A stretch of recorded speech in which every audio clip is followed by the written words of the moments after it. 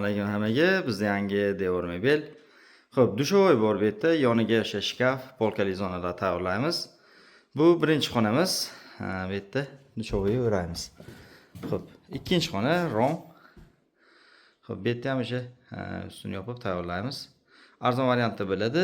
Eski shkaflari bor, o'sha ikkita shkafni ichiga ishlatib oladi. Devor mebellarimizni korpusi tayyor bo'ldi. Dushovoyimizni o'radik chiroyli qilib. Bag'da garderob bo'lyapti, yonida polkali bo'lyapti.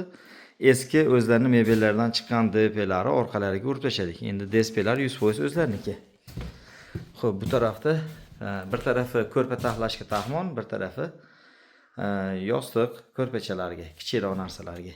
Tayyor bo'lib qoldi, ko'rsatib boraman. Mebelimiz tayyor bo'ldi. Dub ankor laminat matvisdan qildik.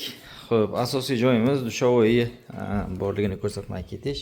O'sha dushovoyga bemalol xot ichkariga, bunisi tashqariga. Xo'p, bu tarafda polkali bitta taxmonimiz garderob. Boshqa vakuum, qora turbali ruchkalar.